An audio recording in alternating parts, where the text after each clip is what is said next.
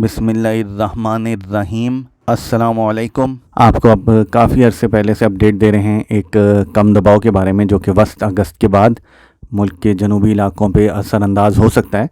अब इसकी मज़ीद आपको अपडेट्स दें कि ये एक्चुअली एक नहीं बल्कि कम दबाव के 2 या 3 सिलसिले हो सकते हैं। इसके बारे में मज़ीद बात करते हैं। पहले आप हमारा चैनल धूप छाँव ऑफिशियल इसको लाजमी सब्सक्राइब करें आप, ताकि आपको हमारे तमाम अपडेट्स टाइमली मिलते रहें और कोई भी वेदर रिलेटेड अपडेट्स आप मिस ना कर दें हमारे। तो मेक श्योर कि इस चैनल को लाजमी सब्सक्राइब कर लें। इस मुतवक्का हवा के कम दबाव की तफसील में जाने से पहले हम अरेबियन सी के टेम्परेचर्स पर और एनसो कंडीशंस पर नज़र डाल देते हैं कि इस वक्त बहरुल काहिल के पानियों के दर्जा हरारत और अरेबियन सी के टेम्परेचर्स कैसे हैं और आइंदा क्या हो सकता है, इसमें क्या चेंजेस मुतवक्को हैं। अभी जो अरेबियन सी के टेम्परेचर्स हैं वो अभी भी जो एक बहुत बड़ा हिस्सा है अरेबियन सी का, उसमें टेम्परेचर्स बिलो नॉर्मल चल रहे हैं।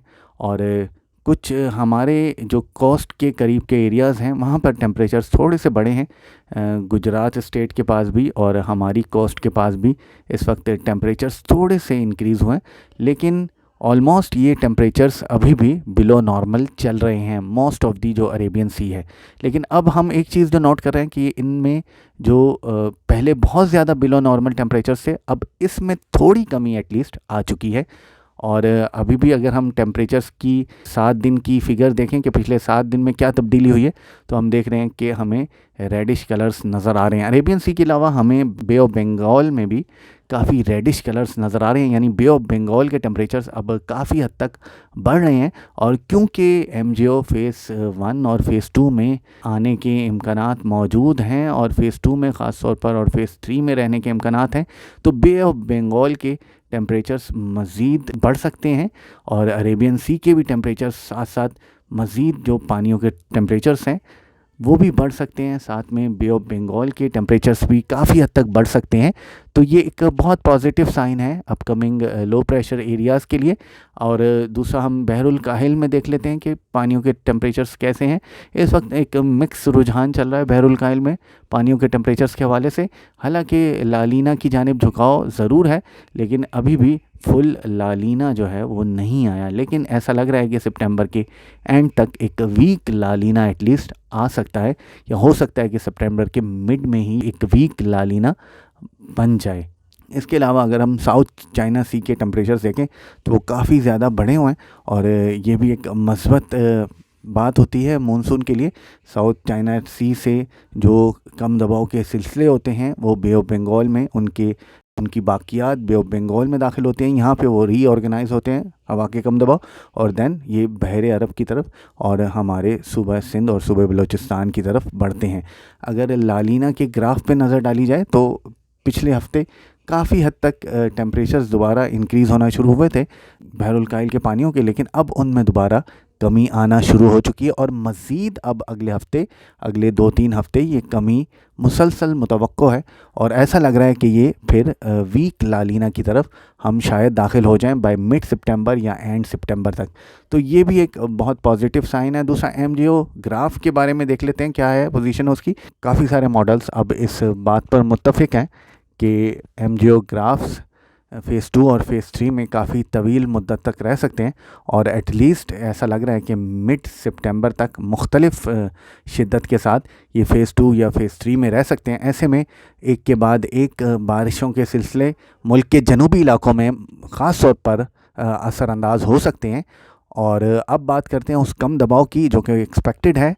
ये कम दबाव खलीज बंगाल में अगस्त के सेकंड हफ्ते के आखिरी दिनों में बनने के इम्कानात मौजूद हैं और इसी हवा का कम दबाव का एक और हिस्सा वस्त अगस्त के आसपास ये गुजरात के पास बन सकता है और बहरे अरब पर देन ये आ सकता है, जिसके बायस 16 अगस्त ऑनवर्ड्स या 15-16 अगस्त ऑनवर्ड्स सूबा सिंध में बारिशों के सिलसिले शुरू हो सकते हैं। और इब्तदाई तौर पर जनूब मशरक़ी सिंध में अच्छी बारिशों के इम्कानात हैं, लेकिन 16 अगस्त ऑनवर्ड्स ये सिलसिला सिंध भर में फैल सकता है और ख़ास तौर पे कराची शहर में जहां मानसून बारिशें इस दफ़ा मामूल से कम रही हैं, वहां पे बड़ी ज़बरदस्त बारिशों के इम्कानात बन सकते हैं।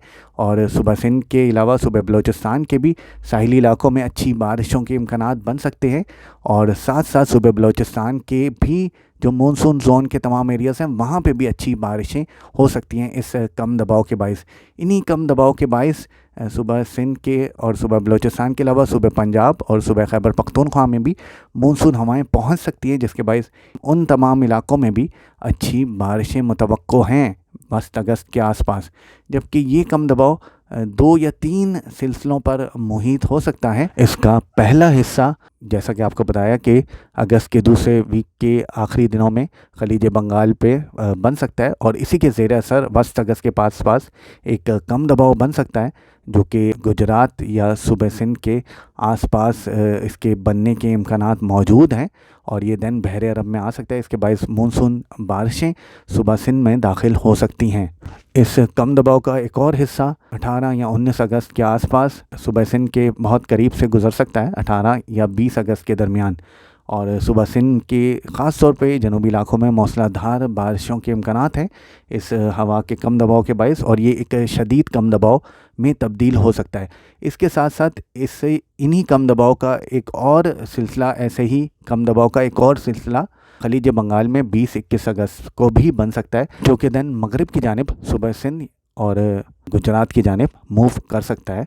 और हो सकता है कि इन 2 कम दबाव के बाद उस कम दबाव से भी बारिशें शुरू हो जाएं सुबह सिंध और सुबह बलूचिस्तान में। मीनवाइल मुल्क में मानसून बारिशों के जो सिलसिले हैं बालाई और शुमाली इलाकों में वो डेली कंटिन्यू रहने के इम्कानात हैं, लेकिन ये बहुत ही लिमिटेड एरियाज़ में इनका रहने के इम्कानात मौजूद हैं, जबकि वस्त अगस्त के आसपास इनकी शिद्दत में इजाफे के इम्कानात मौजूद हैं।